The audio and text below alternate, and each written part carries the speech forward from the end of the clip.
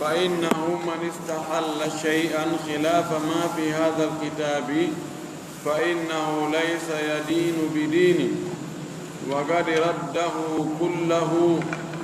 كما لو أن عبدا آمن بجميع ما قال الله عز وجل إلا أنه شك في حرف فقد رد جميع ما قال الله تعالى وهو كافر. كما أن شهادة أن لا إله إلا الله لا تقبل من صاحبها إلا بصدق النية وخالص اليقين، كذلك لا يقبل الله شيئا من السنة في ترك بعض، ومن ترك من السنة شيئا فقد ترك السنة كلها، فعليك بالقبول ودع عنك المماحلة واللجاجة، فإنه ليس من دين الله في شيء، وزمانك خاصة زمان سوء فاتق الله. حاجوني واللي في دون himo ngerma himo jokki fi himo rerdina fi jogitagol sunna nelaɗo on, jogito deftere Allah nden sunna on usuluji sunna ɗin ko yon tigi jogitoɗi fof wona yon tigi suɓu ƴetta goɗɗum hayka goɗɗum fof ko kanŋe. himo rentina kadi ha joni accutugol sunna on jokka piiji sincaɗi bidaaji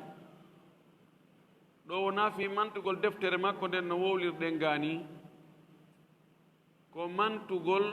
sunna, mantugol deftere Allah nden nde wonno nde deftere ɗo ko woni nder ga ko dalil immorɗo ka Qur'an e dalil immorɗo ka sunna e konngudi sahabaɓe e konngudi wano tabi'ina en. ɓana mum mo jogitike nde ɗo deftere haray ko honno ngo jogiti ko deftere Allah nden e sunna nelaɗo on sallllahu alayhi wa sallam. so o hayki nde ɗo haray ko ɗum kadi o hayki. o wi fa innahu ko hani andugol kon man istahalla mo dattini, tukulor wiyata dattini en enen dagini, mo dagini shay'an hunde khilafa ma fi hadha alkitabi ko lundi ko woni e nder nde deftere ɗo, hay ko so dattini ɗum mana haray ko bid'a o dattini, fa innahu laysa yadinu bidinin, haray o diininorali o wonali diininorɗo diina, diina sellu ka fanda ɗo ina ɗum diinaji no ɗuuɗi, wonɓe e diininorde diinaji no ɗuuɗi, kono diininoroɓe diina goonga hakan kannon ko wota pette, ko kannon lasliji muɗum woni e nder nde deftere ɗo. o wi wa kadi raddahu kullahu, haray o bugitike diina kan fuu. o waɗi misal o wi kama law anna abdan wona woniri noon si tawi no jiyaɗo Allah amana gomɗini bi jami'i ma qala Allahu azza wa jalla, dendanangal ko Allah towɗo on wi'i ko o gomɗini fof, illa annahu si wona tun kanko shakka o sikkitike fi harfin harfere wotere, oyna ko Allah wi kon fof miɗo jaɓi, kono noon ngol konngol ɗo ɗum taɓɓi miɗo sikkiti si tawi ɗum ɗo ko Allah wi ɗo ko ɗum ko noon kana noon, haysi ko harfere wotere mana kalima goto. mo wadni ko ɗum ñawetenmo o inna alqur'an an foppu miɗo jaɓi sina konngol gotol ngol Allah wi toon hunde kaari ɗon mi hoolaki. kayfa nahkumu alayhi, kono ñawirtenmo o kefero fagadi radda jami'a ma qala Allahu ta'ala, haray o rutti o bugitike ko Allah wi kon fuu, ko imma jaɓa fof ma saroɗa few, kono ya waɗi tun e mbeleɗe ma ƴetta ɗum ɗa acca ɗum ɗa no owe o wi wa huwa kafiru, kama anna shahadata wano woniri seedagol wonde alla ilaha illa allahu reweteeɗo e goonga ala si wona allah wano woniri o seede ɗo la tugbalu jaɓataake min sahibiha e jeyɗo ɗum on wondiɗɗo mum on wowluɗo ɗum on illa bi sidqi niyati sina goongugol annuye wa khalisil yaqini e ko laaɓi e pellital kadalika ko noon kadi la yaqbalu llahu shay'an allah jaɓata hay huunde min sunnati immorde e sunna fi tarki baadin wondude e accugol yoga e sunna on wano andira noon si on tigi inni ashhadu an la ilaha illa allahu wa ashhadu anna muhammadan rasulullahi ɓe gandi o seede ɗo ko oɗo ɓuri mawnude kono oɗo jaɓegol mo ngol no mari chartiji si ɗin chartiji timmali fi on tigi wowlingol konngol ɗo ngol nafatamo o jaɓantake ngol ngol ɗo konngol ngol jaɓanama jommum wo tawa on tigi no gongini ngol no gomɗini ngol no hooli ngol no wadde ko ngol landi ɗum kon no accude ko bonnata ngol kon aroyay ka charhu inchallah ko noon kadi sunna on sa ƴetta e goɗɗum acca goɗɗum ɗum kadi a jaɓantake taban ko fandaɗo sunna on fandaka pihum gotum teso kum wano wigol joni rabbana walakal hamdu ka julde ma aggugol cortewol e hoore fatiha on e nder darde wona on sunna o fandi ɗo bana ko usuluji ɗin gomɗingol allah gomɗina nelaɗo gomɗi nelaɓe gomɗina defte ɗen gomɗina malaika ɓe gomɗina ɗi usuluji ɗi o addi ɗo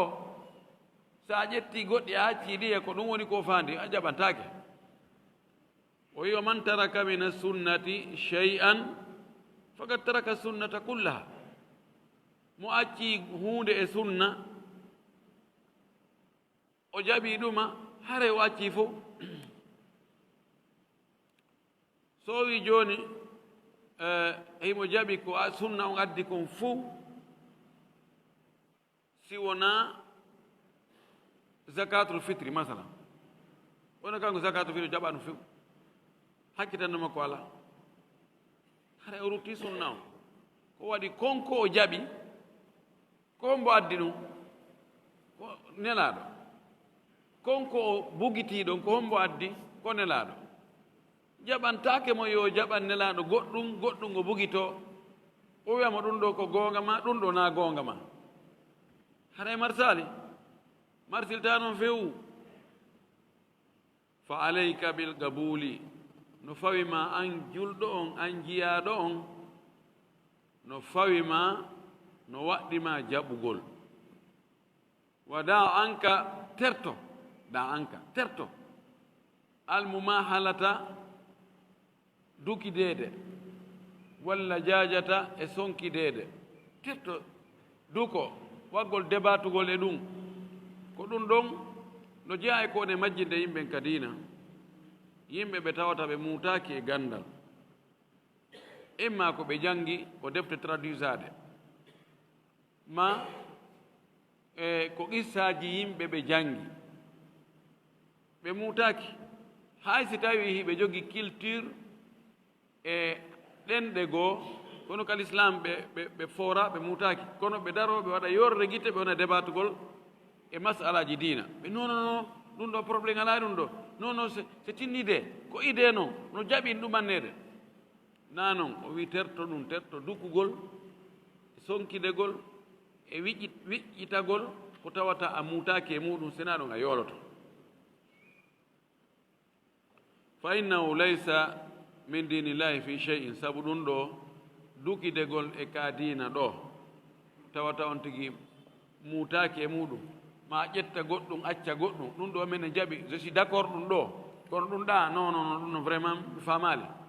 o wi ɗum naka dina jeeya few o wi ɗo andintinma ɗo wa zamanu ka khasata o wi tentini o zamanu ma ɗo mo wuruɗa ɗo an ko enen go woni e wajade ɗum ɗo noon ko ɓe o fewnuduno ɓe go woni e wolande ɗum o wi sabu honɗum o wi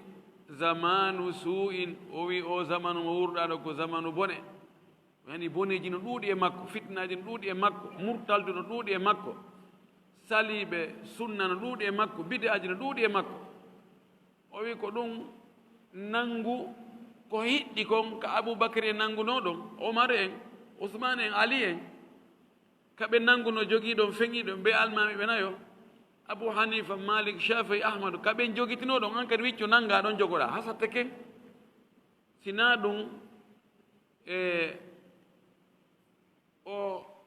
vague ji ko woni kon e o zaman ɗi fitinaji ɗi yoolora yon tigi ɗi yoolora ɗi naɓora yon tigi o wi fattagillahul allah sharhu fi laɓɓingol ɗum ɗo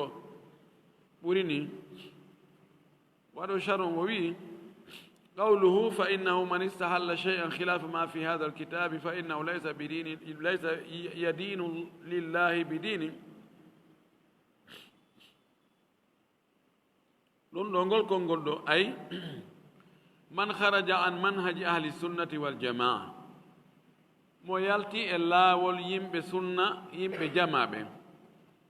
laawol ngol allah je ngol laawol buyyina ngol feññinama ngol laɓɓinama fi hada al kitabe e nde deftere ɗo wa fi gayrihi e defte goɗɗe goo ko wona nde min kutubil itigadi sahihi immorde e defte finde sellunde nden mo yalti e ɗum yakunu ma ahli dalali o wondoyay e yimɓe majjere ɓen sa wondale yimɓe goonga ɓen yimɓe peewal ɓen yimɓe selluɓe finde nden ko on ɓe wondoyta ko akson ma al mubtadi ati wondude e jokkuɓe bidaji sincuɓe ɓen no sortoɗa ɗo woɓɓe wippotoma joni ma al mutasilati wondude e ɓeeɗo mutasilayankoɓe ma al jahmiyati ma al firaqi dallati wondude e ɗi feddeji majjuɗi ɗo so wonti ala ka goonga tun are ko ka fenande woni fenande noon no waɗi ɗuuɗi no waɗi kinɗe qala jalla wa ala allah towɗo tedduɗo towɗo ngo wi famada bada alhaqi illa dalal fa anna tusrafun ko honno woni ɓaawo goonga kan sina majjere ala ko honno ɓe firlitira ɓe ittira e goonga ɓe namira e majjere so on tigi ala ka goonga toon so a yaalimo ka goonga ɗaɓɓitoyemo ka fenade a wiyaymo to e fedde hun goo a tawa joni ko kanko e kun ɗon jogii idée gooto jogii méthode gooto fala budda an yarifa al insanu lhaqa awalan feere ala si tawi neɗɗo ngo malete ko ɓeew annda goonga kan taw wama alayhi salafu l ummati e ɓe attiɓe ɗe mofte ɗo ko ɓe wonno e mum kon ɗe mofte ɗo attiɓe ɓen ko ɓen woni kanŋe ko ɓe wonno e mum kon ko ɗum woni kanŋe ɓe on tigi annda ɗum ɗon wala yanzuru ila kasrati lmadahib wota o ndaaru o ndaarata ɗuuɗugol ɗi laawi wa kasrati l agwali e ɗuuɗugol konnguri ɗo kadi ɗo no wiya konnguri jeɗɗino toon ɓe kadi ɗo kadi ɗo no woodi wowluɓe ɗum no woodi jokkuɓe ɗum ɗon ɗo kadi wa innama yanduru ila cheyin wahidin ko ndaarata kanko hunde wotere pet huwa nden ɗon woni ma alayhi salafu hadi l ummati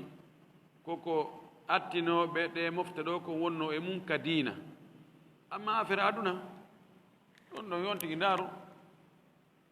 ɓe o faalawo mo wawi ndaarugol piiji kesi ɗin telen ka aduna kono ka diina wallahi en wawa an heɓugol diina selluka lundika ko sahabaɓe wonno e mum ko en wawata ɗum si en sikki ɗum le ara en sikki faljere nani kama qala alimamu malikun wana imam malik makirino rahimahullahu yo allah yurmimi o maaki innahu la yuslihu akhira hadihi l ummati illa ma aslaha awwalaha o wi sakkitode ngol ɗe mofte ɗo moƴƴinta ɗum sina ko moƴƴinno kon arande mofte ɗen taban arande mofte ɗen kan no fottana moƴƴino ka ko honɗum moƴƴinnoɓe alkitabu wa sunna pellet o wi kadi sakkitode mofte ɗen si moƴƴay kadi ko ɗum ɗo moƴƴinta ɗum goy ala ka ɓe ittoyta goɗɗum ngo ko moƴƴina ɓe harna deftere alnigi sunna ɗo sallllahu alayhi wa alihi wa sallam wallahu jalla wa ala yaqul allah tedduɗo towuɗo on himo wiya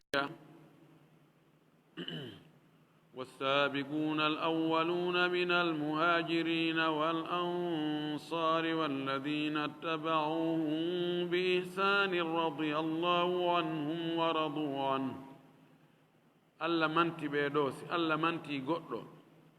haray on no fodde mantede ka haray ko huuɗo ara tun ay binta on ɗo wasabiquna al awwaluna wannoɓe tiro attinoɓe law adodirnoɓe attinoɓe ɓen ɓe adodiri e honɗum ɓe adodiri e ka diina ɓe adodiri e jaɓugol diina kan gomɗina Allah e nelaɗo darano ka diina min al muhajirina wal ansari immorde e ferɓe e takamɓe ɓen kadi walladina tabauhum bi ihsanin e ɓen jokkitirnoɓe ɓen ɗon no moƴƴiri ɗum ko tabi'ina en e tabi'ina en ɓeɗo Allah wi radiyallahu anhum Allah weltanike ɓe waradu anhu kamɓe kadi ɓe weltanike Allah weltanike ɓe sabu golleji maɓɓe ɗin moƴƴi ɗin kamɓe kadi ɓe weltanike Allah sabu joddi mawdi ɗin ɗum ɗo wiye ha gayne goɗɗo yana e ɓeɗo wona wigol hono waɗi hunde kaari o yaltuno diina o wanna ɗum ɗo o wanna ɗum ɗo Allahul musta'an وقال صلى الله عليه وسلم نلاد الله ماكي فإنه من يعيش منكم كهاني أندقولكم موري أمودون أنون فسيرى اختلافا كثيرا ويأي يدندر الدودنغال سيدون ودي كهن وواتا وي فعليكم ميامري فويك بسنتي جوجتا قول سنة أنون وسنة الخلفاء الراشدين المهديين اجوغي تقول سنة لونتوتو بفيونو ببين تمسكوا بها جوغي تيو سنة دون وعضوا عليها بالنواجذ يعني سيدة سنة نلادون سنة لونتي بسيرتا وإن تمسكوا بها ويال تمسكوا بهما جوغي تيمو دونو سنة خلفاء الراشدين يلتا سنة نلادون صلى الله عليه وسلم ويتمسكوا بها جوجته او سنة دو وعضوا عليها بالنواجذ ناتيرون e makko ƴakkirde mana jogito e mo hoore sobe ngatindiri e ñiiƴe fi jogagol mo ko waɗi jogagol mo wonde haray ɓe laafi haray sattende no e muɗum haray ɓittere no e muɗum haɓoɓe no ɗuuɗi faaleji no ɗuuɗi so on tigi jogitaki ha satti fuutotomo o wi wa iyakum mi rentini o wa muhdathati l umuri e piiji sincaɗi ɗin fa inna kulla bid'atin dalalatun sabu kala ko sinca ko majjere wa kullu dalalatin fi nnar kala majjere si jommum jokki ɗum ha mayde tawi ɗum e ɗum haray ka yiite kanko e majjere nden fof fa ida ltabasat alayna al umuru si tawi piiji ɗin jilɓani en ukkodiri iltabasa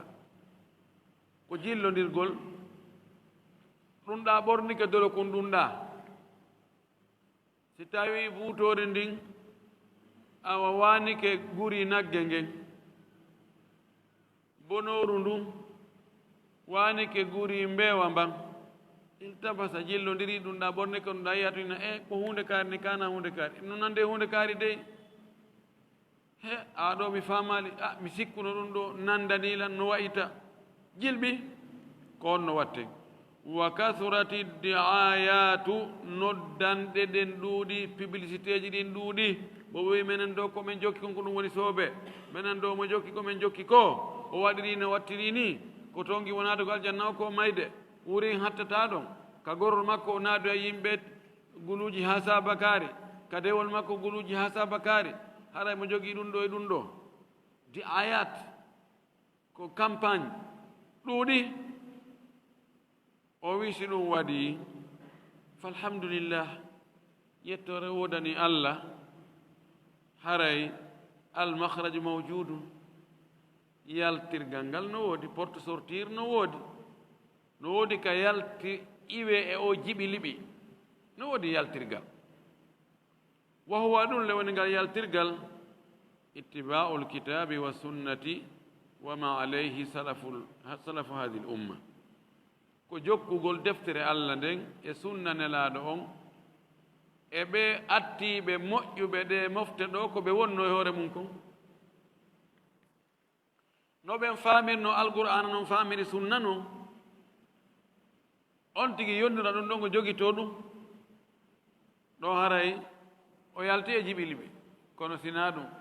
ha jiɓiliɓe on karamo sortota e muɗum o majjay kullu yadda'i annahu ala alkitabi wa sunna sabu fof feddeji ɗin fof hay jahamiyankoɓe ɓen hay mu'tazila en hay hombode mo ɓeeno ena menen ko menen ko alqur'an on e sunna o men jogitigoy wa kullu yadda'i min hubbi layla wa layla la tuqiru lahum bidhaka nodditagol mettafi wiwgol menen do men jiɓaki menen do miɗo andi ko min woni e mum kon ɗum nasama kala ɗum mettafi ma alladi yufarrigu baynana wa baynahum ko honɗum sendata hakkunde meɗen enen e ɗi feddeji majjuɗi luttuɗi ɓawi mo ɓe no wiide ko kañum ko deftere allah nagi sunna sa sallam ko ɗum jogiti ko honɗum sendata alladi yufarrigu baynana huwa manhaju salafi ko sendata hakkunde meɗen ko laawol ngol attinoɓe moƴƴuɓe wonno e mum ngol babama wen wawi ɓaajoygol aya to fadkurullah dicran kasiran jante inde allah ɓuy na ɗum allah wi ɓenen kadi na jante ko inde allah men woni lanmaki majjitama gawmu fi bayti min buyutillah yadkuruna allah kada wa kada wa kada na hadis no wonɗo ko sahihayn ɓenen kadi ko ɗum men cippe e muɗum hay goɗɗo goono no dallinora ɗum addi on hadis ha o gayno ni enen si men tummodiri ɗo ko men wuuɗu kaa koye men amu kaa koye men kellu na jantegol inde allah men woni na astahfirullah na la ilaha illallah na juulugol en laaɗo na ɗum men woni ɗo wiya ɗo ko bidi amen jokki ko kullu yedda e min hubbi layla kono ko honɗum senndidirta en ko muuluwal ngal ino muuluwal ngal ko wonɗon e wadde ɗo ko gonga ko jantagol inde allah ko wigol astahfirullah ko juulgol allah sallah sallam kañum ne ko kañum ene no waɗirɗon ni aboubacre omar ousmane ali ɓe waɗirno ni kono kono ala ɗon si tawi ni no waɗirteno kaka ɓe jantano ko inde allah ɓeyden astahfirullah ɓe juutani allah sallllahu alayhi wa sallam tawi hay ɗaɓɓi toon ko honno ɓe waɗirnono yalle ɓen no waɗirnono moƴƴa ko imma joni ɓe waɗano ma ɓe waɗno kono no ɓe waɗirnono moƴƴa ko ɗum wasi en ala e waɗirde noon joni si tawi ɓe waɗuno no ɓe waɗirno noon no moƴƴi ko honɗum hay waɗire non ko ɗo woni faysal on li anna salafa sabu ɓe attinoɓe hum alladina fahimu lkitaba wa sunnata wa saru alayhima sabu ko ɓeeɗo woni ɓe annduɗaa ɓe faamiino deftere allah nden ɓe faami sunna nelaaɗo on ɓe yaadi e ɗiɗo kadi ɓe yahi e hoore ɗiɗo ɗum ɓe wurno ko pellet hiɓe ɓuri en rentaade ko pellet hiɓe ɓuri en hulde allah ko pellet hiɓe ɓuri en anndude no nelaaɗo rewirno allah no ɓay kamɓe ɓe yiwu fa nahnu nattabi'u salafa saliha enen hiɗen jokka ɓe ardiiɓe moƴƴuɓe hada huwa alfarqu baynana wa bayna ahli dalali walfiraqi lmunharifati ko ɗum ɗo woni ko sendi hakkunde meɗen enen jokkuɓe sunna ɓen inchallahu hakkunde meɗen enen e yimɓe majjere nden e ɗi feddeji woputuɗi oñiiɗi accutuɗi laawol sunna nelaaɗo ngol tigi tigi tigi ay bidi an hulɓini ko ɗum waɗi imam malik rahmatullahi alayhi no woodi attinoɓe wolugol ɗum o makayno o wi waɗowo zunub no tuuba kono joom bida tuubata yimɓe ɓuy ronki faamude konngol ngol o wi joom bida tuubata o tuuba mo feliti kanko ɗon ko ɗum ɗo nattamal janna o wi wonɗo e wadde zina wonɗo e yarde beere wonde e ñaamude riba oɗo no anndi ko o jokki ko moƴƴa ko ɗum waɗi no gasa allah heɓɓitiramo yurmede makko nden o ñande goo akkita few kono waɗɗo bide ahum wi ko kun ɗo ɗum ɗo rewirte allah kañum mo felliti ko ɗum ɗo woni soobe oɗo accutugol no welata figoy sina allah walli mo o wi ko ɗum sendi enen jokkuɓe sunna ɓen e ɗiya feddeji amalan ka gollitirgol bi gawlihi sallllahu alayhi wa sallam ma kunlaɗo ko o maaki wa sataftarigu hadihi l ummatu sertoyay ɗe mofte ɗo ala 73 firqatan ɓe waɗa pecce capanɗe jeɗɗi e tati kulluha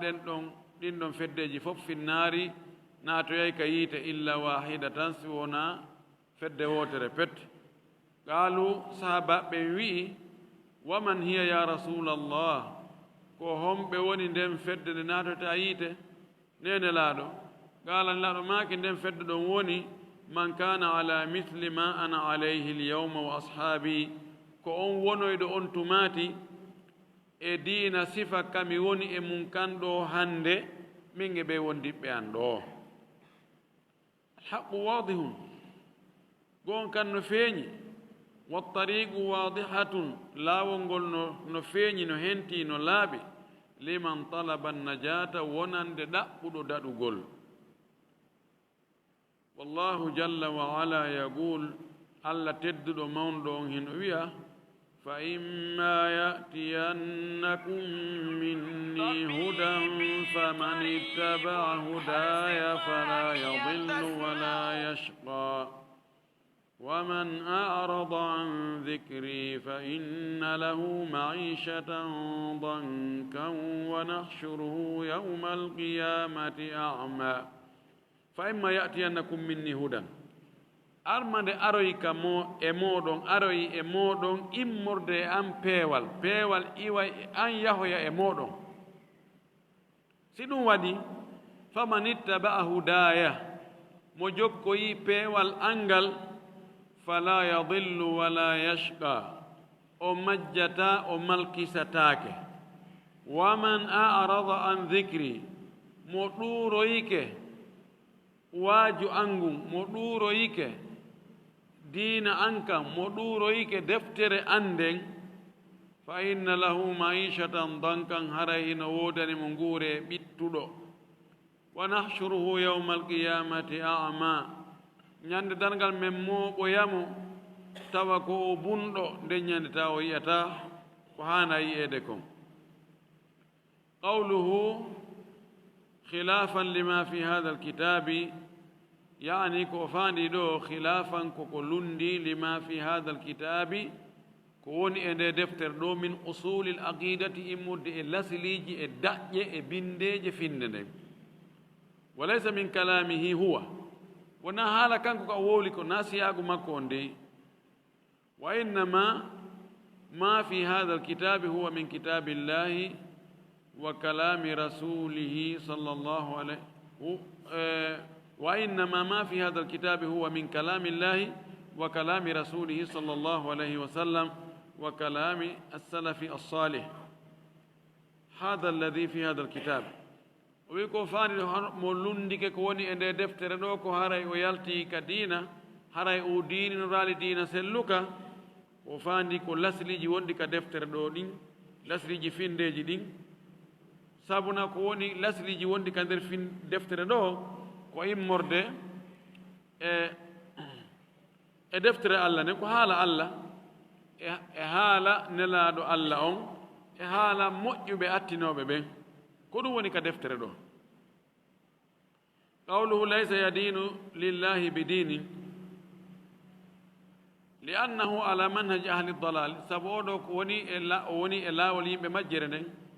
man khalafa alkitaba wa sunnata mo lundike deftere Allah nden e sunna on wa manhaja salafi e laawol yimɓe moƴƴuɓe attinoɓe ɓen fa huwa ala manhaji dalal haray sikki ala ko e laawol majjere nden o woni qawluhu kama law anna abdan amana bi jamii ma qala allahu illa annahu shakka fi harfin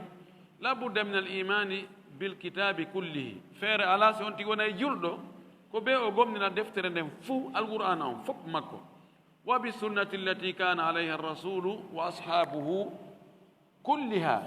o gomɗina kadi o hoolo o jaɓa o goongina sunna mo nelaaɗo e sahaba mum ɓen wonno e mum on o fof makko amma man amana bi badiha amma mo gomɗini yoga e sunna on walam yumin bil badi l akhari minha tawa o gomɗinaali yoga goo kadi e sunna on fa innahu kafirun bil jami hara o yeddi fo kama qala taala won ala to ɗon wiiri noon afatuminuna bi badi lkitabi wa takfuruna bi bad fama jazau man yafalu dhalika minkum illa khizyun fi lhayati ddunya ويوم القيامة يردون إلى أشد العذاب وما الله بغافل عما تعملون أفتؤمنون ببعض الكتاب أن قمتنا يوغا دفترن وتكفرون ببعض يدون لما أن قمتنا يقولون هولدون قولون فنون لما فما جزاء من يفعل ذلك منكم ala wo joddimo no waɗa ɗum ɗo e moɗon illa khizyun sona hersa koyeran gacce fi dunya fil hayati dunya ka gonɗan aduna ɗo wa yawmal qiyamati ñande dalngal yuradduna ɓen waɗa ɓe ɗum ɓe ruttoyte ɓe natte ila achaddil adabi faade ka ɓuri sattude e lettere ɗon wama llahu allah wonaali noon o sifora fes ɓe gafilin ko o welsindiɗo amma ta amaluna ko golloton ko ɓe ƴettoɓe jaɓa goɗɗum salo goɗɗum ka alqur'an e ka sunna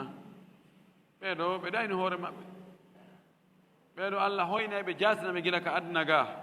si ɓe hooti ka lahara allah letta ɓe letta musude allah dandu en falladi la yahudu min alkitabi wa sunnati illa ma yuwafiqu hawahu o mo tawata ƴettata e deftere allah nden e sunnan laaɗon sina ko hawrodiri e mbeleɗe makko ɗen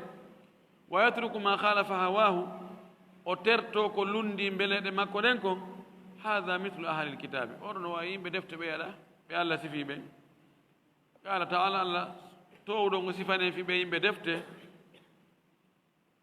o wi afa kullama jaakum rasulum bima la tahwa anfusukum istakbartum fa fariqan kadhabtum wa fariqan taqtulun o wi ene tuma kala nulaaɗo ari e moɗon o addani on ko tawata wonkiji mon ɗin faalaka ɗum wonkiji mon ɗin yiiɗa hawrindal e mbeleɗe mon ɗen mbeleɗe wonkiji mon ɗin mawnin kinno ɗon towni to ɗon minen min ɓuri ɗum minen he na onon wajoto men o wi wurin fedde go e ɓen annabaɓe e nulaaɓe arɓe addani on ko welali on wonkiji kon fennon ɓe woɓɓe go waron ɓe wuri ɗum ɗo woni deydnato ahlil kitabe yimɓe defte goo attino ɓen ko ni woɓɓe wawno naaɓe fof no woni jaɓunoɓe gomɗini gollitiri kono woɓɓe goo ko ni ɓe wawno kala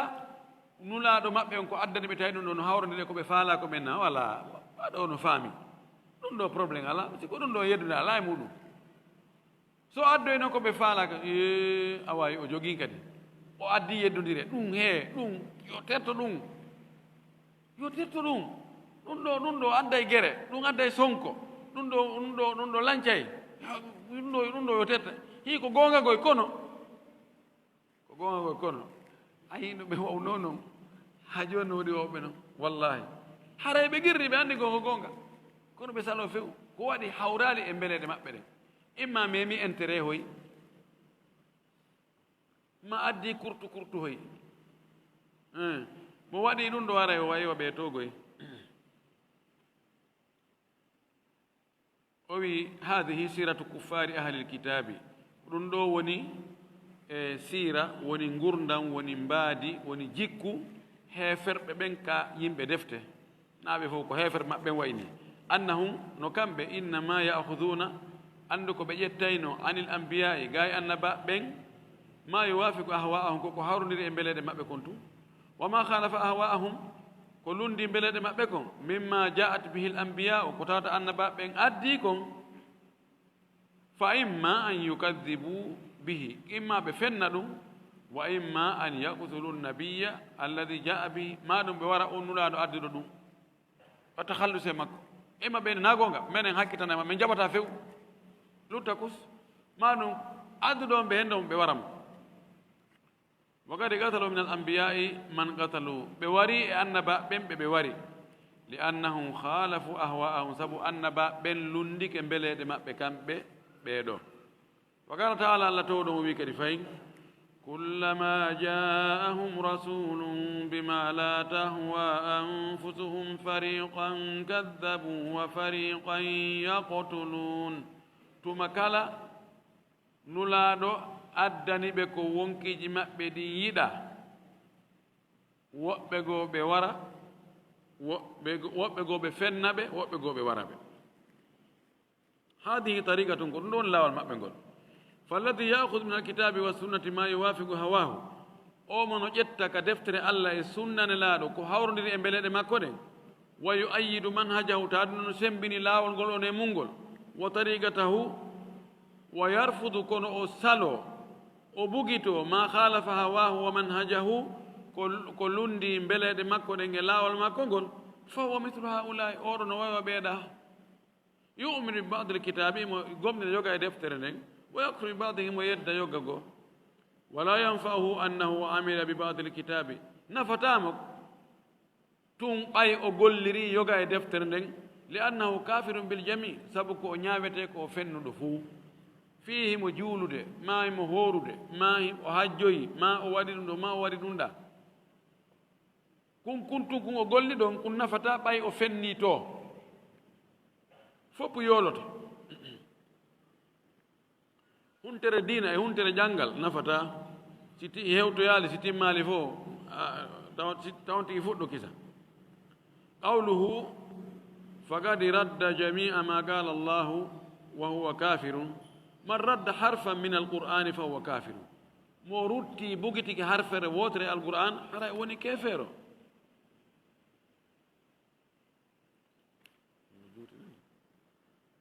hara woni kefeero masalan fi qawlihi ta'ala qaf wal qur'anil majid qala qaf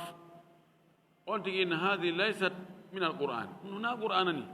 ndo mi jaɓ qur'an fof sina ɗum ɗo o inna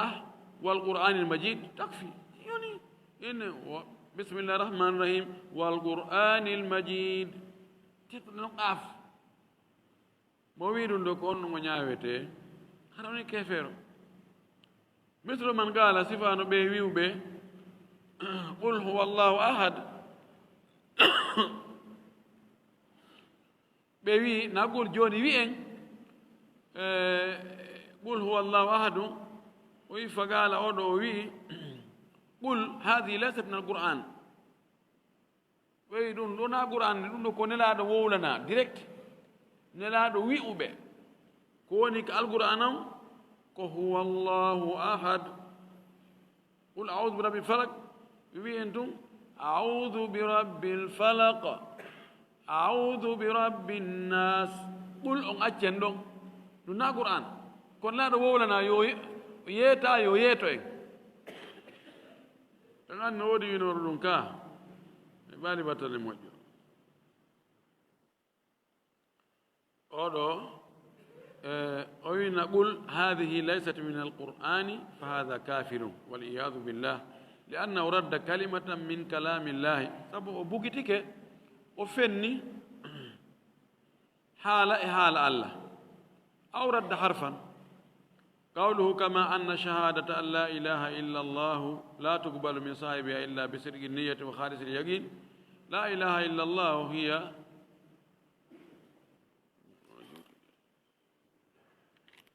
لا إله إلا الله هي كلمة الإخلاص كونغول كونغول لا من كونغول وكلمة التقوى كونغول وني كونغول كل الله والعروة الوثقى كونغول وني فيند هولني ندين ومفتاح الجنة كونغول سابي الجنة لكن لا تنفع صاحبها إلا بسبعة شروط أو 8 konongol kongol do fi kala kongol do woni kongol la bangal la binangol Allah kongol kulul Allah boggol Allah holni gongol sabi wal aljannangal fi kala gol kongol no jogi de bure do fop gol kongol nafata wowlo gol on sina hara sharti jeddi no timmi e gol kongol ma sharti jetati nadamaha al ulama bi qawlihim yoga e karama ko be yubbindiri din don shartiji e kongol mudum be inni علم يقين وإخلاص وصدق كما محبة وانقياد والقبول لها علم يقين وإخلاص وصدق كما أودو معنو وندي أجزونغا صدرونغا محبة وانقياد والقبول لها لأن ما مدوان تكو دمغا واجه مسافة وندو هلتون ما كو كفوتو دغا وجيرا وهذه 7 شروط رندوكو شاتي جتني علم غو يقينو ديدي إخلاص تاتي صدقك ناي محبة جوي انقياد جيغو القبول جي وزيد ثامنها الكفران منك بما سوى الإله من الأشياء قد أولها ووي بيداما وزيد ثامنها بيداما جيتاتي ديدو الكفران يدغول هيفور دينغول منك امرد ما ان بما سوى الاله سونا كونا سوى اسكونا الله من الاشياء بيجي قد اولها ودام الله يعني كفران الالهه الباطله fennugol yedda fes allaji mereji ɗi o wi man akhalla bi shartin minha lam tanfa'ahu la ilaha illa allah mo bonni akhalla ko bonnugol mo bonni gotal e ɗiɗo nafatama ko wiyata la ilaha illa allah wonde ko tawata e la ilaha illa ko si otol woppiyoti la ilaha illa allah senengal wara allah ma si yimboddi awo لا إله إلا الله أي بولي لا إله إلا الله ما لا إله إلا الله على كوولي أنت جوكا كلي أنا على أردنا كان لا إله إلا الله لا إله إلا الله سبحان نار مرتين هم يوم بوتيكاجي السنغال لا إله إلا الله هرنا ما دي سيجارة في من لا إله إلا الله لا إله إلا الله الشرط الأول العلم بمعناها وضده الجهل بمعناها arnon ɗum e sarteji ɗin ko anndugol taho ko honɗum ngol konngol firi axe mum ko so on tigi wola tun ara o annda hunde ko firi so on tigi annda ko konngol ngol firi o wowla e konngol ngol o wattida e ngol konngol ko bonnata konngol ngol chatu thani al yaqinu bima tadullu alayhi wa didduhu shak ko fellutugol ko ngol konngol tindini kon wonde pelleti ko goonga axe mum ko sikkita ko sonde sikkiti ko la ilaha illallah wi ko hara haaju makko boni nafatamo la ilaha illallah الشرط الثالث الإخلاص وضده الشرك بالله كل بينقول بس ngol kongol wi kon wada dum don harno laabi gara ko Allah to wonti wadani aksu mo ko shirk الشرط الرابع الصدق وضده الكذب والتكذيب بما تدل عليه ko gongi ngol kongol woli kon wonde ko gonga mbeñude mundi ko fennugol kongol ma fennugol ko kongol tindinta ko الشرط الخامس المحبة لما تدل عليه من التوحيد وضدها بغض ما تدل عليه ko yidugol kongol tindini kon e wotanigol Allah harno wela on tigi himo yidi yo Allah wonu goto yo Allah tun yo rewe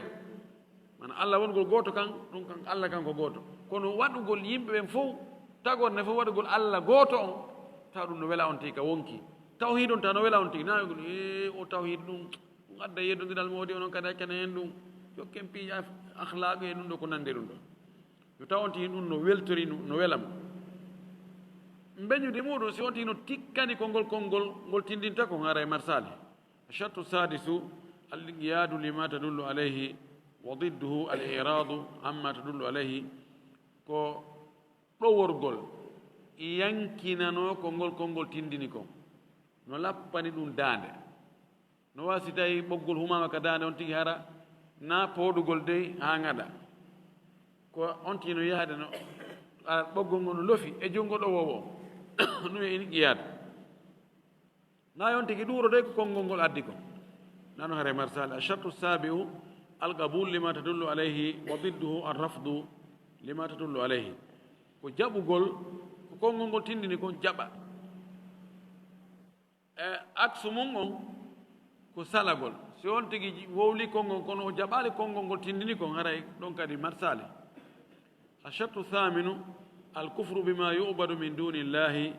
وضده عدم الكفر به شرط جيتata bon ko fennugol kala ko rewete ko na Allah meñude muɗum si on tigi fennaali allaji mereji ɗi haray no wawi so gonginaali Allah gongajo so ko woni fenade kon sa innali ko fenade haray no wawi sa inni ɗum ko gonga ko be gomɗina ko woni gonga ɗum ɗo ko gonga inna ɗum ɗo ko woni fenade kon ko fenade kono non mi on ɓimminatayi ɗum joni o ɓe jokku ko faala o ɗi dinaji fati ɗum goɗɗo anda ko on woni gonga ɗum woni arɓe ɗo ka frontiére yani ɓe faalaka la ilaha hawla wala ilaha hawla ɓetma he kodi ɗi fedde he jokku ko jokkuɗa kon tertoɗa yimɓe anda kodi no gasa on naare ko ɓe jogui gonga yahi yehi ha tawi an ya sikkiti ko wonɗa kon ya goɗɗo e wiyeteɓe karamokoɓe wiyeteɓe noddoɓe ha awa do joni ne jokke tun ko jokkuɗen kon ko Allah andi jogiiɗo gonga la ilaha illallah yani an anda ko jogiɗa kon siko gonga hawni o wi هذه ثمانية شروط لا بد أن تتحقق في من قال لا إله إلا الله فليست كلمة تقال باللسان فقط إذا شرط جيتتي feere ala beeɗiɗo timma si konngol la ilaha illallahu ngol nafa wowluɗo on wona ko faanda kon fagat wowlugol tun ka ɗengal la ilaha illallah la ilaha illallah laha arkan walaha shurut arkanu ha ruknani ngol konngol no mari e tugale hingol mari shartiji tugale maggol on ko ɗiɗi ahaduhuma annafyu al akhar al ithbat tugale ngol konngol ko riiwugol tugal arnal ngal ko riiwugol wiigol ala naf ala tugal ɗimmal ngal ko tabintinnugol sina Allah la ilaha Allah ala daratake ɗon to Allah ala illa llahu sina wiyeteɗo Allah o moɗo reweteɗo ala si wona Allah fala yanfau nafyu biduni ithbatin riwgol ngol tun nafata si on tawi tabintinno yaali wala yanfau l'isbatu biduni nafi kadi tabintinnugol ngol tun nafata si on tigi riwaali sa inni hi Allah no woodi kono a innaali ko wona Allah kon ɗum ko mere ɗum ɗon no konti wooda haray fayin nafata heferɓe ɓen shirkoɓe ɓen hiɓe tabintina wonde Allah no woodi kono ɓe waɗali nafoyi ɗum ɗa ɓe waɗi Allah ko gonga Allah no woodi wala in salta man halaka samawati wal ard la yaquluna Allah hiɓe tabintina wonde Allah no woodi kono ɓe waɗali nafoyu la ilaha on to ɓe jaɓali ɗum ɗon ɓe wi noon Allah o mawjud lakin hunaka aliyatun ukhra falaw qulta Allahu ilahu Allah ko reweteɗo ma kafa hada ɗum noon tun yonata walaw qulta la ilaha reweteɗo ala hada nafyum fakat ɗum ɗo ko riwugol tum li annaka jahatta al alihata nihaiyan sabu a yeddi a reweteɗ ɗin fof ha hattoyi takunu min alladina yajhaduna al alihata nihaiyan manaha laysa fi lkawni ilahu haray a wonti e ɓe yedduɓe Allah rewete Allahji ɗin fof reweteɗ ɗin fof ɗum ɗon mana mum haray e nde tagore ɗo reweteɗo ala tawtu la ilaha ɓen anndi ko ɗum noon woni shahadatu shiyu'iyin ɓene la ilaha wal hayatu madda reweteɗo ala gurdan ko matiére waɗ ɗum haray halas o yaltidina kam few amma sofiya alladina yaquluna Allah Allah aw hu ɓe suufiyankoɓe wowniroɓe ni woyɓe janto ina Allah Allah Allah Allah Allah Allah Allah Allah no annda ɗum onon ne hu ma en suɗa wallay on fa hada kalamu batil ɗum ɗo ko haala mera ani ko jumla mo ala fayida wa hadayan ko haala jaru jaru hadayan haala jaru jaru haala wi wordo warda ولا يفيد شيئا نفتا يونde ولا بد من قول لا إله إلا الله بيونتي ودا نفي ودا إثبات بالنفي والإثبات وهو معنى قوله تعالى فمن يكفر بالطاغوت ويؤمن بالله معنى لا إله إلا الله وندو ومن يكفر بالطاغوت mo fenni ɗi allaji maɓɓe rewetede hore fenade wa yumin billahi o gomɗini allah waɗi nafyu to waɗi isbat dewal ngal allah aray woni jumla mufida faman yakfur bittaguti hada nafyu riwugol wa yumin billah hada ithbatu nde mi yino ɓeeno no darni baraka juulirde wano ɗo ni hakkude julɗo waɗi kurumwol hiɓe ama hu Allah Allah Allah Allah Allah Allah ɓe kella hu Allah Allah Allah Allah ɓe jaɓa ɓeyaɗa ɓeya fuɗɗa ɓeya jaɓa ɓeya fuɗɗa ɓeya jaɓa a mi tawi wallahu almustaan yo Allah tabintinno en e hoore sunna si tawi neɗɗo no waɗa tun tahabbutu no ukko tun kala ko yii woɓɓe no waɗa kañum kadi wi a waɗay no yurmi ha ronki masakin wallahi masakin ɗon ɓe ama ɗon ɓe na hu hande wottere to a famata e hunde ko nayi wolede wiya goɗɗo no romo kala yiɗi wonso tampita pitinno ɗon tawa fof no iskin eɓe sigi taw ara ko jinna nangi ma ko no ara ko tension liɓi mo nde ɓaɗa o hawti o jooɗi o inni uridat alayya silsilatul anbiya min ladun adama ila muhammadin wa kulluhum yagrauna alaykum ssalam ɓe fof wuɗi yo Allah en ɗo e jaka sofiya amen on kañum ko loota ɗum awa ndiyan e maaje jeɗɗi saɗɗitoroya jaaliba allahu almustaan قوله كذلك لا يقبل الله شيئا من السنة في ترك بعض كما أنه لا يصح الإيمان ببعض القرآن وترك بعضه ونواني رسالة قوم نيغو يوغا القرآن أتى يوغا غو ولو آية هايسك آية غوتو أو حرف ما حرف روتر فكذلك السنة كنون كري سنة لا يصح الإيمان بها سلة قوم نيغو سنة إلا إذا آمن بها جميعا سنة قوم سنة فو فلا يجحد شيئا مما صح عن النبي صلى الله عليه وسلم tawa o yeddata o fennata hay hunde ko tawata selli immurde en laaɗo sallllahu alih wa sallam li anna hada min muqtada shahadati anna muhammadan rasulullah sabu ko ɗum ɗo woni ko landi kon ko ñaawi kon seedagol wonde nelaaɗo sa sallam ko ala nulimo sa wi ashhadu anna muhammadan rasulullahi mi seedi ke wonde nelaaɗo oɗo ko allah nelimo selli e maako makko a andi pellet o maaki nde hundo inna noon ɗum ɗo mi wakkilaaki ɗum ɗo mi jaɓaali ɗum ɗo mi gomɗina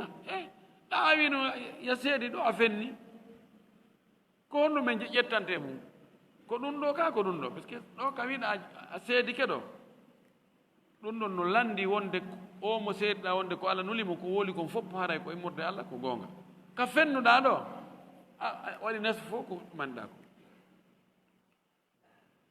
ɗum ɗo woni an ta'mala bi sunnatihi wa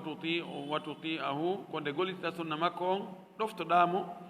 wa tatruka ma nahaka anhu acca ko nelaɗo hono ma kon fo hada min muqtada shahadati annahu rasulullahi ɗum ɗo woni ko ñaawi kon ko landi kon ko farli kon seedagal wonde o ko nulaɗo Allah amma law shahida annahu rasulullahi amma so on tigi seedike wonde nulaɗo o ko nulaɗo Allah walakin kono lam yu'min bima jaa bi kono gomdinali kon laaɗo addi kon wa bima qalahu e kon laaɗo maaki ko min al ahadisi morde hadisaji aw radda ba'da al ahadisi ma on tigi bugito yoga e hadisaji wa hiya sahiyatun tawa hadisaji no selli ken li annaha sabu ɗi hadisaji la tuwafiqu hawahu ɗi hawrodira e mbela e makko faale makko on aw la tantabiqu ala manhaji ma ɗi nanodira ɗi hiɓɓodira e laawol ngol on e mum ngol hada kafir oɗo ko kefeero bi rasulillah sallah sallam oɗo fenninelaɗo fawo min alladina qala allahu fihim oɗo no o jeeyama e ɓen ɓe allah wi'i kullama jaahum rasulun ma la tahawa anfusuhum fariqan kadaba fariqan yaktulun tawdama e maɓɓe taban ɗo en famata ɗo wonde joni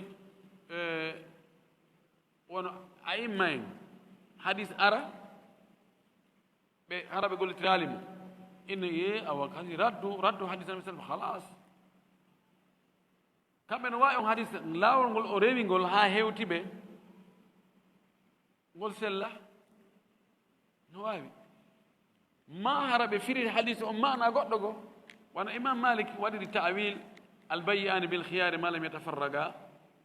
waɗi mo ta'wil waɗi o attafarrugu bil lisan tafarrugu bil الإيجاب والقبول دون دو لا ينطبق على ما يقوله المؤلف واتنفون دموج فلا بد أن تؤمن بجميع السنة فير لا بيقوم من سنة أنفو ما يوافق هواك وما يخالف هواك وهورن دي فعل ما يقولون دي فعل ما أنفو ما يوافق منهجك وما يخالف منهجك يقولون دي لا ونقول وندا يمونقول ميثود ما وهورن دي يمونو يقولون دي منكم ويجب أن تؤسس منهجك على الكتاب والسنة نوادي كسينشتا فوندا méthode ma on laawol ngol wonda e mungol hara fondation on koye hoore deftere Allah sunna sallallahu alaihi wasallam ko ɗum woni ko haani ko sabu no ayi o fondation o manhaji ko ɗo woni probléme o si Allah hawrindinnaali jiyaaɗo on tawa laawol ngol e woni mungol ko ngol fondi ko hoore deftere Allah sunna sallallahu alaihi wasallam o majja e few la tuassisuhu ala alhawa wota fondu tawa ɗum fondation laawol mangol e hoore mbeleede aw ala gawli fulani ma konngol kaari en ko ɗum ɗo ɓe maaki ko ni ɓe holliri kamɓe ɗo ko ɗum ɓe woni e muɗum minen kadi minen jokki ɗon aw ala nidami lhisbi ma waɗa ɗum e juɓɓudi fedde awil jama'atil fulaniya ma jama kaari en ɓay ɓen noon ɓen ko ɓe woni mum ko minen ɗo ko ɓen min e ɓen wondi la to assisuhu ala dalika ta fondu waɗu fondation laawol mangol e hoore ɗum ɗo bal assisu ala alkitabi wa sunnati wa manhaji salafi salih fondu ngol laawol maɗa e hoore deftere Allah nden e sunnanelaaɗo on e laawol ngol yimɓe moƴƴuɓe wonno e mum ngol boyno ukkaade ɗo e feddeji jama'a kaari en jama'a kaari en jingana ɓe daranoɓe defanda ɓe hara wurin hay anda pible maɓɓe nder je ɗen jannganaɓe defte maɓɓe ɗen nani tun ko humbi kon doga konnguɗi karama ko maɓɓe goo no wowla no yenna no waɗa ɗum ɗo ine no ɓen ko révolutionnaire ɓen no wakkili ko ɓen tun wawi dartade kaare ko ɓen tun wawi wowlude ɓen tun suusi wowlugol ɗum ɗo jokka ɓe ɗon na noon de ko manhaji on darata قوله ومن رد من السنة شيئا مثلا المعتزلة وعلماء الكلام الذين لا يؤمنون بأحاديث الآحاد يقولون لأنها لا تفيد العلم ولا يقبلونها في العقائد كويدا جوني وترد هايهون سنة نوا جونا المعتزلة نفد معتزلة علماء الكلام جنام علماء الكلام والجهمية معتزلة دين فدجي أي أشاعرة فون ناتو نديرو علماء الكلام أشاعرة نات نديرتو كون أكتي بوولي ندير أكيدا حبتي ديتاي هاي الله في نديرتون كو الله وولالي في مو نلا دو ما كالي في مكو haɓɓiti inni sen wi ɗum ɗo ko be ɗum ɗo wona sen waɗi ɗum en wi mo jogii junngo ko be anden ko ni ngo wayri o ni ko ɗumannori ɓe wiyete ulamaul kalam ni yimɓe haala wona haala o haala ko ukkiɓe ka aqida wowloy toon ko duwa ka wowlede ɓeeɗo ko honno ɓeeɗo waɗi hiɓe ɓe gomɗina ɓe jaɓata huutorde hadisaji ahadji ɗin ɓe gandi koni ahad ga hadis ko imam mutawatir o ima ahad si tawi ko sahabajo goto filli ma ko taabijo goto ƴetti on sahabajo ɗon ma haysi ko sahabaɓe ɗiɗo ma taabiɓe ɗiɗo hara kono jokkoni ko ɗiɗo ɗiɗo ma tata ɗum hewtal haddu tawatur ɓe ina non men mi jaɓata ɗum noon ɓe inna ɗum ɗo goltire ka fiɓuhu goltire ka tarhib e tarhib kono noon ka aqida ɗum gollata ɗum ko be hara ko hadis mutawatir ɓeyni sabu hadithul ahad la yufidu l ilma alqat'i ɓenno aqida la tuassasu illa ala dalilin qat'iyin misal joni goɗɗo arinima ɗo joni hunde kadi waɗi madina goto petti o heɓal ɗimmo ɓeyni ɗum a heɓata ɗum pelletti wonde ɗum waɗi a wiya ɗo kaari ɗo kono noon ko goto wolanimi goy minen haali goɗɗo waɗni wola fi ɗum e misal kon joni wa yimɓe noogayo ari wolanima kanko ari wolanima ɗum o gayni goɗɗo kadi ari wolanima ɗum tawi ɓe arda no gasa hana ɗengal gotal ɓe wowli goɗɗo kadi ari wolanima ɗum taw on kadi ko ɗengal goo wolata goɗɗo kadi wolanima taw on kadi ko leñol goo e masala ha ɓe woni sappo e joo ɗo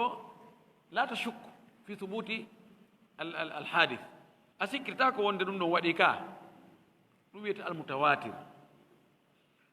joni noon kamɓe ulamaul kalami ɗo e mu'tazila en ɓe wi hadisaji ɗi tawata won sahaba ɓe jowo jeego sappo fillike taabinen kadi buy mo ɓe fillanike e janngini talibaɓe mum ɓe mo ɓe wona jogii talibaɓe sappo woni won temedere ɓenno kadi mo ɓe jannginoyi joni woni guluuji ɓe yi ko ɗin hadisaji ɗon tuntelen ka aqida ko ɗi noon tun tabintinita aqida ko ɗum waɗi ɓe hayki fayda hadisaji aqida ɗin fof fayda ɓay ɗin hadisaji ɗi tawata ko non ɗi sifori ɗi ɗuuɗa hadis mutawatir ko seeɗa ni kono ko honɗum ni gooto no ara wolane konngol tawaɗa hoolingol tawa jowo no waawi arde kadi wolantaɗa huuti ko ɓen no wowli ko ya hoolo goɗɗo inna oɗo miɗo waawi wondude wonde oɗo ko woli kon ko goonga ka ko siga on hoolaare nde yette soɓe jowo no waawi arde wolane inna ko jowo woli kon noon ko yette soɓe de non haray ko ko ɗum wasi mi yetti on koɓe kaari so wowlaninmi tawa walaki moƴƴi ka idan ɗum ɗo ko ɓe wiiri ɗum ɗo wonde aqida mahatake e hoore hadisul ahad ɗum ɗo wona goonga ɗum wasi ɓe ruttine laaɗo makuji makko ɗi ko darate ko sellugol hadis o himo selli ko laaɗo maaki ɗanni sawan kana mutawatiran aw ahadan ويأتون بقواعد المنطق بأدى قواعد المنطق قاعدة المنطق وعلم الكلام يقولون بهن لأن المنطق وعلم الكلام يفيد اليقين لأنه براهين عقلية بأدى في تبنت نقول عقيدة بأدى منطق غندال جوجي مقدمات يلتنجي نتيجة نواي sa inni ɗiɗi si wattama e ɗiɗi ɗum woni muqaddima o natijan ko hon ɗum ko nayi andi ɗon goɗɗo sikkita ɓeyni ko ɗum ɓe jogii mantique e falsafa ilmul kalam ɓeyna kamɓe ɗum ɗon ɗin gaddimatiiji ɗon ɗum ɗon jonni ɓe pellet gandal pellettiwal ɗum ɗon ko dalil ɓe tabintinira ɗum aqida o wi wa amma kalamu rasuli ida kana habara ahadin amma maako nelaɗo so tawi filliɗon ko gooto gooto fa innahu la yufidu lyaqina woɗɗum ɗum kan nafata gandal pellettiwal والحديث لا يفيد اليقين عندهم ولو كان في الصحيحين هاي حديث تاريخ حديث آحاد وندو كسائل البخاري صحيح مسلم كما بأنه لا يفيد اليقين يعني يفيد الظن غلبة الظن هذا ضلال والعياذ بالله أنكم مجرني لأن ما صح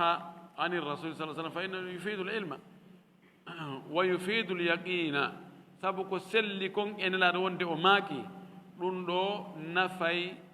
جناي نفور غندال اك بلتي كدي لانه كلام من قيل فيه وما ينطق عن الهوى ان هو الا وحي يوحى سبكم ماكو وي ادو e mudum mo alla sifori wi o wolta ko welimo ko wolta ko wonasina wahyina do e makko fa haulai kadhabu aw fa haulai kadhabu bi ba'd al wahyi bedo fenni yoga e wahyu on haythu raddu ahadith al ahadi في الأقايد ولم يقبلوها نوكوكا بروتي حديثاجي غوتو غوتو جدين كفين دي بجبال دي فيو ورد شيئا من الوحي المنزل بروتي بفني يوغا ما هون دي وحي تيبينادو فهذه طريقة ضالة والعياذ بالله نوكو لا والمجر يوالا داندوي قوله فقد رد السنة كلها ولا ينفعه ما قبل منها حتى يقبلها كلها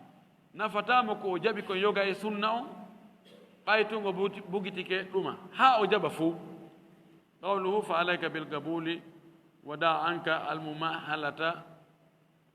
wallajajata almumahalatu almujadalatu ko duko wallajajatu aljidal ko gooto almumahalatu wallajajatu ko gooto fof ko dukogol alladhi la ta'ilata tahtahu duko ngo tawata ko kelɗi ta'ila ko kelɗi ko nafata ala leymu ko hattugol e sonko wa raf'u sawti min ajli an tantasira ala khasmika townugol hito ma ñaaɗa sonka fiya foolu monda e dukrude on hada la yufiduka shay'an ɗum nafatama e hunde qawluhu fa innahu laysa min dinillahi fi shay'in aljidalu bilbatili dukudugol e hoore mere laysa min dinillahi ɗum nayi din allah jeeya qala taala ma yujadilu fi ayati llahi illa alladhina kafaru dukidata e fiiɗe ayaji allah sinaɓe heferɓe yujadiluna fiha hal hiya min indillahi aw laysat min indillahi hiɓe dukida ɓe waɗa ɓe debata est ce que ɗe ayeje ko immorde ka allah kana ka allah ɗe iwi hal il qur'ana kalamullahi aw la ene alqur'ana ko haala allah kana hal huwa munazzalun ene ko cippina ɗum kaa ko honno aw makhluqun kaa ko taga هذا كله من الجدال في كتاب الله عز وجل ومن الممارات الباطلة ɗum ɗo fof ko dukkugol e fi deftere allah nden ɗum ɗo fof ko yeddodirgol e hoore mere yeddodirgol merewol taban yeddal no woodi kal islam wiyatake débat watta kal islam kono no woodi nokkeeli goɗɗi jaɓata débat nokkeeli goo si tawi tun a wi ko a julɗo taban si ko hakkude julɗo mo na julɗo no waawi hakkude julɗo mo na julɗo wigol allah no woodi wayno no allah ala no a jooni seede allah no woodi taban si tawi wonti no yeddi taw allah ala few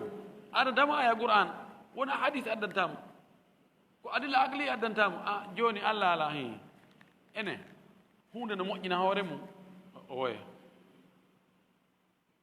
o asama ko hombo moƴƴini mo ɗon o weemay de taw ni jon haqqille fopp no jaɓi wonde hunde moƴƴinta hoore mum kala hunde moƴƴinande tawa no woodi moƴƴinɗo on imma andama ma ron kama andude almuhim kono siko julɗo yeddodiron ene alqur'ana ko haala allah kana haala allah gayirda ɗo ngal duwaka woodede aslan qawluhu wa zamanuka khasatan zamanu su'in fattaqillah hada fi waqti almuallif ɗum ɗo ko wagutu fewndu o wallifire ɗo ɗum ko duuɓi jelu duuɓi temeɗɗe buyi gila on tumati ka o wi imo waajade yimɓe makko ɓe wuurdi ɓen o wi watta hila de o zamanu maɗo ko zamanu fitinaji hul Allah fa kayfa bima ba'dahu min al azminati ko honno noon ko wontiri yeeso o zamanu makko e zamanuji wal fitnatu ashaddu sikki ala fitna ko ɗon ɓuri sattude kono zamanu on powɗori wo kono fitnaji ɓurata ɗuɗirde wa kana zamanuhu zamanu makko kanko wallifiiɗo on wonino ala ma fi min al fitan fi kala ko no fitnaji nan nder muɗum kono on zamanu makko hari fihi ulama'u hari karamakoɓe no woodi e muɗum karamakoɓe kummaluɓe lakin kullama ta'akhkhara zaman qalla al ulama'u ko won tun kara no zamanu on leetiri wo no zamanu on yaariri ɓaawo wo no muutoroy wo ko noon karamakoɓen fanɗiri ka wa kathura charru bone on ɗuuɗi falkhataru ashaddu fi akhiri zaman danger on ko hulɓini kon ko ɓuri ɗuuɗoyde ko ɓuri sattoyde ko ɓuri maapinoyde ko ka zamanu sakkitiiɗo ɗo ɗum ɗo holli wonde haray zamanu on si tawi aroy haa nokkugo haray yiltitagol jogito diina wonno ka law kan ko ɗon woni daɗal ngal sabu na fitnaji ɗin no ɗuuɗi noddoɓɓen no ɗuuɗi laawi ɗin no ɗuuɗi feddeji ɗin no ɗuuɗi majjinoɓɓen no ɗuuɗi en torki Allah yo Allah dandu e majjude e majjineede yo Allah waɗu en e laawol ngol nelaaɗo sallllahu alayhi wa alihi wa sallam e sahaba mum ɓe wonno e hoore mum ngol o tabintinna en ɗon o wurna en ɗon o ƴettita en ɗon wa akhiru da'wana ani alhamdulillahi rabbil alamina wa sallallahu wa sallam wa baraka ala nabiyyihi al amin